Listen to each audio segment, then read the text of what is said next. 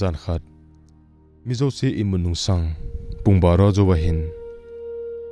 mangcha hi aloi ho ina kholai leng achin akuna chun ong kilen a hi le lampi azo pelai ta hin numi khat kinu pumpuma akagin chu hin jan aman jong alung thima chun tuza noita a mizo se imun nung sanga koi eita dem akap ka mahi atin alung adong tan aman jong lampi azo puma chun kagin chu angai ngai na hi le kagin chu ahung nai che che tan ama jong dip thapum pu min aki hi le len akop ma vel ho chu avele le jing ta na hi le anung langa ahung na lampi lai ta a numi khat tula na to a akhut te ni a amai sel puma aka chu ahin mu mu achun mangcha in jong ape pe nin ki chipum pu min in lang chu ahin del ta na hi in a hlun na chun athil to ho chu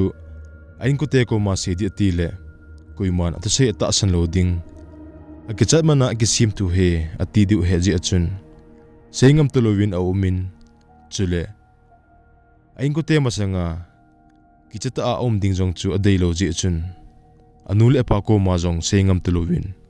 room sunga chun alunin pun athi khu khumin akizam tan hi lut na chunga alu wanga chun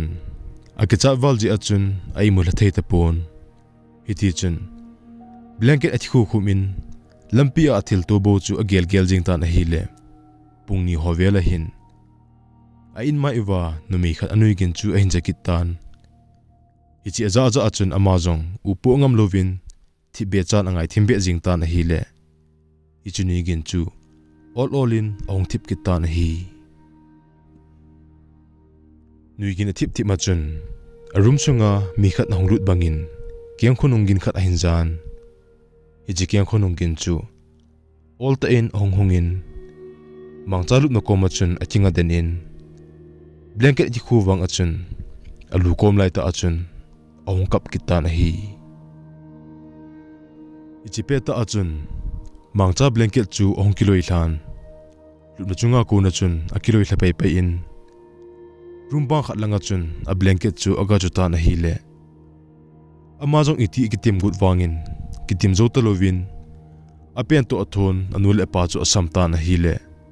anul epan jong mangcha pen gin aja ja thrana chun room sunga chun thlai lu thon ta na hi le mangcha ta chun room ko na chun akito paun aman jong anul epa ko ma athil to chu sei pi ta na hi le anul epa chun namang se hinti tawna paten ke manin lang imukit tan tin amanin jong aruma chun akile ki thlon ta na hi anul epa ruma alu jol hona mangcha anu chun room kot kamding ati a aga kinung helai ta achun numi khat vom le lu na gangchel a achapa mangcha ruma athai lu chu ai mujap tan ichun mangcha nun jong mangcha pa chu kovin amanin jong gangchel in achapa room lang chu adel pheilon ta na hi le achapa room apha apha thona chun mangcha chu chat jong chat ngam talowa room sunga kichata adin chu ahin murhan phanin mangchanun jong apa ko machun ahi poi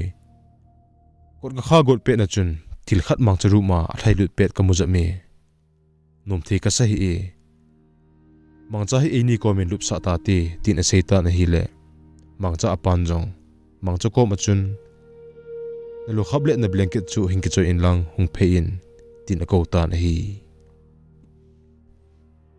mangcha jong achin a blanket le alu khap chu ka kila in aruma ko na ahung do do achun ama jong akinung he in arum sung chu aga aven hi le alup na le bang ti ka ako na chun numi khanin alu si si ados a ahin vet na mumu achun mangcha jong anu le pa room nanga chun a thlai lunin ko chu kam loi chel ta na hi ichun mangcha anun boy kini helowa na po do khana umam nasu khil na ball khel umem tin adong thon tan hi le mangchan jong eno suna na ito jo wa kaloi pa te ena ka chi chu amo ho ina bo ko min kapor khapo e tin a seitan hi ichun mangcha apa chun nanu chalhona ipi se nei hlon ham ki mu hlon tan jan so ni nangni le nangni ki hliam hlon hi in atin mangcha chu to la chun pon phapi hlonin alum tawun hi iti chun pungthum ton ho vela hin mangcha chun asam all la ong ki thambangin hen ahin la aman anu hin ke cha na lo dinga asam athampi bangin agelin lungnom ta in omtan a hile chom kha jovin mangchan heno ki cholto lelta na ti tin a seitan a hile anu a kunan ton bu na ima amulo pha na chun ama jong akinung hein aven a hile anu chu nom ta in ana imun hi ichun ko hititam ka samthama tia lungdong ta a ompe lai ta chun a cha ong khong tan mangchan jong pungchu ven hi le punga an la tan hi ichun aman jong ai mu thenga nga lo ji chun window ti ka akona chun polang chu ven hi le hu ana wa la tan hi le ama jong aki thodo pe pa in all in a room lang chu ajon phe in a room sung chu aga aven hi le alup na nu ya thil avom le lut khat age tholut chu ain mujab tan hi alang khana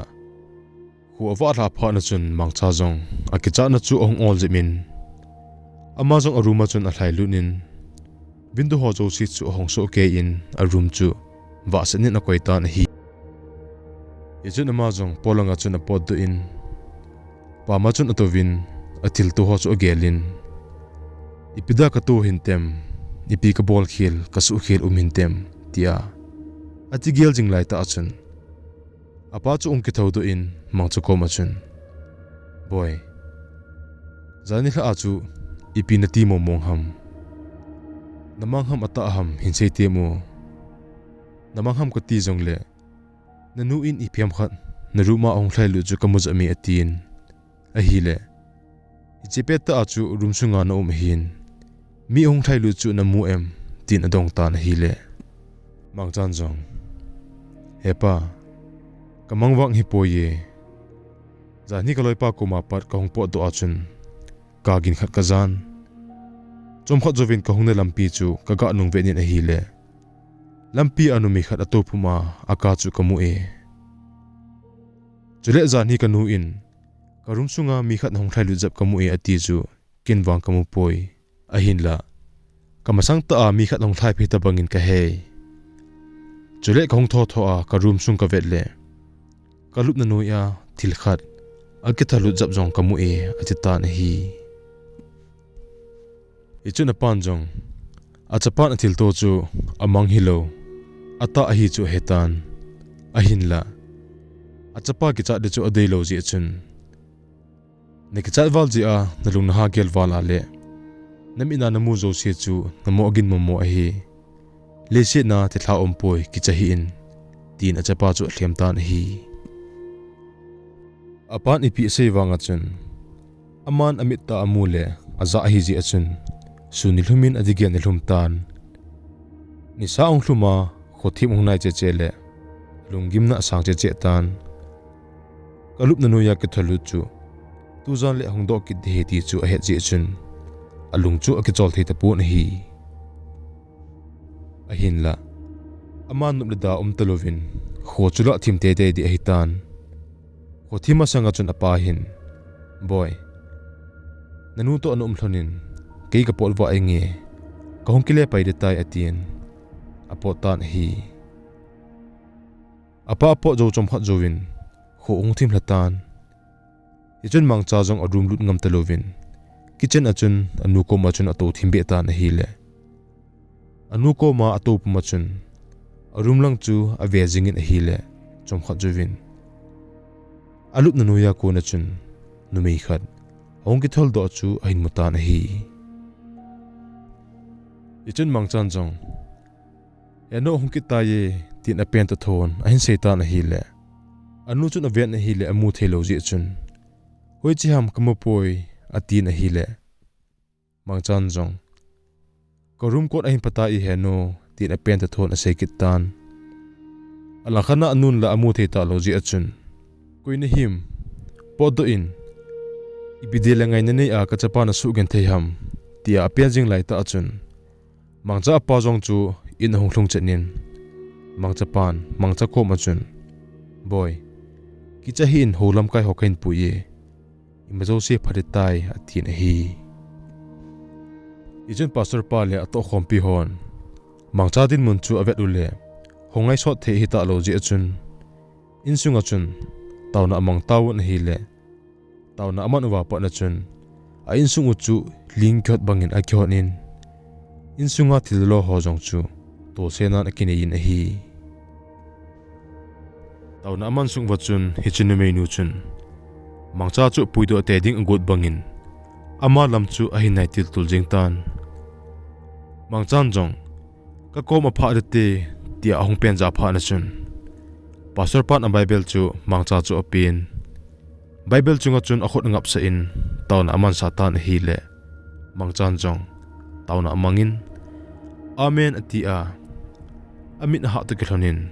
hichinu menu chu an tapun hi hichun holam kai hon mangcha ko ma chun kisu thing jingin nata asan hlagaw athin lo le amo hodinga mun ot pi tabang ahin nata asan hlagaw le nalung na su thinga nagilan thinga pathin chen sa le kuiman nanai ngam tapun ti athi pi tawun hi chule hi chi thelanu chu lesia na kon hilowa mangcha sunga lu na ahlagaw apui mangu dan jong chu asei pi tawun hi ichini akona chun mangchan jong holam kai hon athla na banga chun ahin kho atha ben hin mangta na hi le ichini ato da bang chu avelin ato ta pon hi Thusim nakichai tai aban nanga kirute